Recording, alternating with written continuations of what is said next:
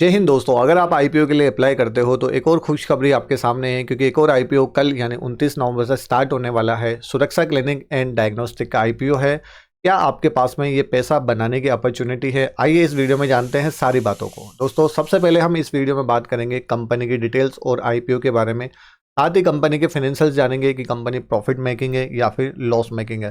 साथ ही कंपनी की peer comparison में कौन कौन सी कंपनियां है, उनके अकॉर्डिंग वैल्यूएशन महंगी या फिर सस्ती है। साथ ही पॉजिटिव एंड नेगेटिव्स भी जानेंगे। लेटेस्ट जीएमपी क्या चल रही है, अप्लाई करना चाहिए नहीं करना चाहिए, सभी बातें आपको इस वीडियो में जानने के लिए मिलेगी। दोस्तों, सबसे पहले अगर हम बात करें, जैसे नाम से ही हमें पता चल रहा है कि हेल्थ के सेक्टर की ये जो है कंपनी है। अब सबसे पहले अगर हम यहाँ पे बात करें, इस आईपीओ को लाने का पर्पज क्या है। कोई भी आईपीओ आता है तो उसका पर्पज होता है, पर्टिकुलर यहाँ पे क्या पर्पज है। तो यहाँ पे कहा गया है कि यहाँ पे जो कंप्लीट है ना, ये भी जो 846 करोड़ का आईपीओ है, ये कंप्लीट ऑफर फॉर सेल है। मतलब करंट में जो उसके शेयर होल्डर्स है वो यहाँ पे अपनी शेयर होल्डिंग बेच देंगे, उन्हीं के पास में पैसा जाने वाला है, जो कि एक सबसे बड़ा नेगेटिव पॉइंट यहाँ पे माना जा सकता है। क्योंकि यहाँ पे बिजनेस को एक्सपांड करने के लिए यहाँ पे कुछ भी यूटिलाइज नहीं होगा। कुछ जो प्रोमोटर्स शेयर होल्डर्स है वो यहाँ पे अपना जो हिस्सा है वो बेच के चले जाएंगे। ठीक है। ज़्यादा अच्छा क्या होता है? ज़्यादा अच्छा ये होता है कि ये कुछ जो पैसे से है ना फ्रेश इशू लेके आते और कुछ पैसे से अपने 2-4 क्लिनिक और लगाते। उससे क्या होता है, इनका बिजनेस बढ़ता है। देखिए, सीधी सी बात है, यहाँ पे अगर बिजनेस अच्छा होगा तभी ग्रोथ मिलेगी और तभी पैसा यहाँ पे बन के आएगा। तो ये जो है हमें एक नेगेटिव पॉइंट यहाँ पे दिखाई दे रहा है। नेक्स्ट दोस्तों, अगर हम यहाँ पे बात करें सबसे पहले कंपनी की डिटेल्स के बारे में, तो दोस्तों कंपनी जो है 1992 में जो है कंपनी की शुरुआत हुई थी और लगभग 30 साल जो है कंपनी को हो गए हैं। ये कंपनी का बेसिकली जो काम है वो एक ही जगह आपको पैथोलॉजी एंड रेडियोलॉजी टेस्टिंग मिलेगी, साथ ही मेडिकल कंसल्टेंट सर्विस भी आपको प्रोवाइड की जाएगी। बेसिकली अगर हम यहाँ पे बात करें तो 48 डायग्नोस्टिक सेंटर है और 146 सैंपल कलेक्शन सेंटर है इनके 31 मार्च 2024 तक।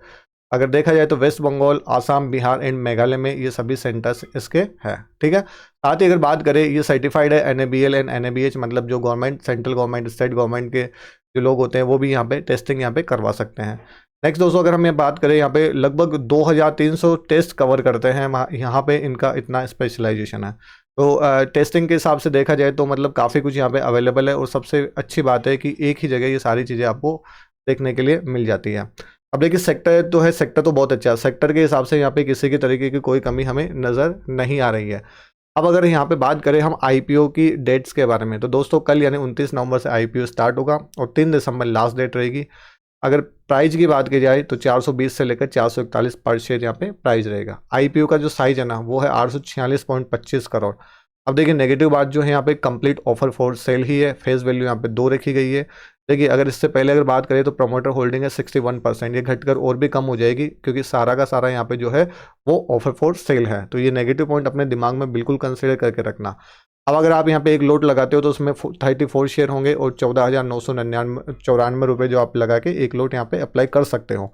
साथ ही अगर आप HNI कैटेगरी में बात करें, मिनिमम HI, ठीक है ना, तो वहाँ स्मॉल HNI, तो वहाँ पे आप 2 लाख से ज़्यादा का अमाउंट लगा सकते हो। और अगर आप रिटेल कैटेगरी में अप टू 2 लाख तक का अमाउंट आप लगा सकते हो उसके मल्टीपल में। ठीक है। वहीं आप अगर बिग HNI की अगर बात की जाए तो वहाँ पे 10 लाख रुपए से ज़्यादा अमाउंट लगाया जाता है। सिंपल बात। अब दोस्तों, इसके फाइनेंशियल्स की बात की जाए तो देखिए, किसी भी आईपीओ के लिए सबसे इंपॉर्टेंट बात यही होती है कि उसके फाइनेंशियल्स किस तरीके के हैं। तो हम यहाँ पे डिटेल थोड़ी स्टडी करेंगे 2022 से 23, 23 से 24। ठीक है ना। इन 2 सालों को आपको बहुत अच्छे से समझना है। अगर मैं असेट की बात करूँ तो असेट में देखिए यहाँ पे वृद्धि हुई है, लगातार वृद्धि हो रही है, ठीक ठाक ग्रोथ हमें देखने के लिए मिल रही है। तो ठीक है, ये प्लस पॉइंट है। रेवेन्यू की अगर बात करें तो रेवेन्यू देखिए 2022 के बाद में यहाँ पे घटा है और उसके बाद में फिर से बढ़ा है। तो यहाँ पे कहीं कंसिस्टेंसी दिखाई नहीं दे रही, मतलब कम ज़्यादा उतार चढ़ाव यहाँ पे जो है लगातार यहाँ पे चल रहा है। और अगर हम यहाँ पे बात करें, जो जून 1 क्वार्टर का यहाँ पे दिया गया है, तो टोटल 4 क्वार्टर होते हैं। अगर मैं इसको 4 से मल्टीप्लाई करूँ तो 6 चौका 24, मतलब लगभग 240 के आसपास से निकल के आएगा। तो इससे ज़्यादा इन्होंने बढ़ा के दे दिया है यहाँ पे। हो सकता है ये एक्चुअल हो, लेकिन अक्सर हमने देखा है कि जब भी कोई कंपनी आईपीओ लेके आती है तो वो अपने रेवेन्यू और प्रॉफिट को थोड़ा सा मतलब बढ़ाकर ही जनरली दिखाया जाता है। अब उसके मल्टीपल फैक्टर हो सकते हैं, ऐसा नहीं कि मन मर्जी से बढ़ा दिया जाए। हो सकता है कुछ बेचा हो, वॉटेवर, उनके पास में बहुत सारी चीज़ें होती है, तो हो सकता है उनके अकॉर्डिंग यहाँ पे डेटा दिखा दिया जाता है। तो हमें बेसिकली यहाँ पे ध्यान रखना होता है, लास्ट के ये 2 सालों के ऊपर स्पेशली ध्यान रखना होता है। प्रॉफिट आफ्टर टैक्स की अगर हम बात करें तो देखिए यहाँ पे पहले ज़्यादा था, फिर उसके बाद में कम हुआ है और फिर उसके बाद में ज़्यादा बढ़ा है। तो इसके मल्टीपल कई बार हो सकता है इश्यूज भी हो, जैसे अगर हम कोविड की बात की जाए, हो सकता है कोविड में इनकी टेस्टिंग वगैरह वो सब बढ़ी हो और उसके बाद में फिर डाउन हो गई हो, लेकिन फिर वापस भी तो बढ़ रही है ना। यहाँ पे तो किसी तरीके का कोई कोविड नहीं है ना, तो ये मतलब उतार चढ़ाव थोड़ा सा मतलब यहाँ पे जस्टिफाई नहीं हो रहा है। वहीं अगर नेटवर्थ की अगर हम यहाँ पे बात करें तो नेटवर्थ आप देख रहे हो कंपनी की लगातार बढ़ रही। रिजर्व एंड सरप्लस की अगर बात की जाए तो रिजर्व एंड सरप्लस कंपनी के पास बढ़ रहा है, 176.80 का इनके पास में रिजर्व एंड सरप्लस है। और टोटल बोरोइंग की अगर बात की जाए तो 7.57 करोड़ की ही कंपनी के ऊपर बोरोइंग है। तो हम मतलब इसके पास रिजर्व एंड सरप्लस इतना है कि ये अपने पास में आसानी से जो है अपनी उधारी चुका सकते हैं। ठीक है, तो मतलब कंपनी को कम्प्लीटली हम यहाँ पे डेट फ्री समझ सकते हैं। मतलब कंपनी के ऊपर कोई भी यहाँ पे फिलहाल जो फाइनेंशियल बर्डन मतलब इस तरीके का नहीं है कि बहुत ज़्यादा उधारी कंपनी ने ले रखी है जिससे उनको कि आने वाले टाइम में लोन वगैरह पे वो सॉरी इंटरेस्ट वगैरह पे करना पड़ेगा। तो ऐसा कुछ नहीं है। तो हम यहाँ पे देख सकते हैं लास्ट का जो फाइनेंशियल ईयर है ना, मतलब 23 से 24, तो 23 से 24 में हमने देखा कि रेवेन्यू में लगभग 14.75 का मतलब बढ़ा है। और वहीं अगर प्रॉफिट आफ्टर टैक्स पेड की अगर बात करें तो लगभग उसमें 281% की बढ़ोतरी हुई। तो फाइनेंशियल हम ठीक ठाक ही बोलेंगे, क्योंकि जब उतार चढ़ाव होते हैं तो हमें उनको ठीक ठाक ही बोलेंगे, हम ज़्यादा उनको अच्छा नहीं बता सकते, ज़्यादा ख़राब भी नहीं बता सकते, बस उतार चढ़ाव यहाँ पे चल रहा है। ठीक है, तो फाइनेंशियल्स के हिसाब से यहाँ पे बिल्कुल न्यूट्रल पॉइंट बनता है। नेक्स्ट दोस्तों अगर पीयर कंपैरिजन की अगर बात की जाए तो पीयर कंपैरिजन में इसके पास में है डॉक्टर लालचंदानी, ठीक है, मेट्रोपोलिस, थायरोकेयर और विजय डायग्नोस्टिक सेंटर। अब इनके अर्निंग पर शेयर के हिसाब से अगर देखें तो अपने पास में जो सुरक्षा डायग्नोस्टिक लिमिटेड है उसका अर्निंग पर शेयर अपने पास में सबसे कम है।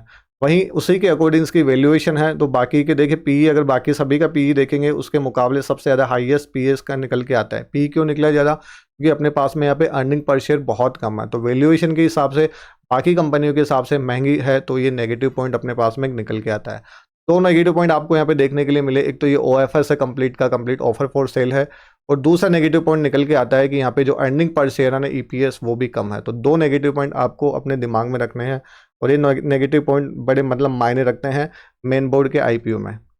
अब देखिए दोस्तों यहाँ पे अगर हम लेटेस्ट GMP अगर देखिए ग्रे मार्केट एक सिर्फ अनुमान होता है, उसके आजू बाजू हमें हो सकता है लिस्टिंग दिखाई भी दे नहीं दे, तो ये जनरली अनुमान ही होता है, लेकिन अक्सर यहाँ पे हमें देखने के लिए मिलता ही है कि इसके आसपास से हमें लिस्टिंग अक्सर देखने के लिए मिलती है।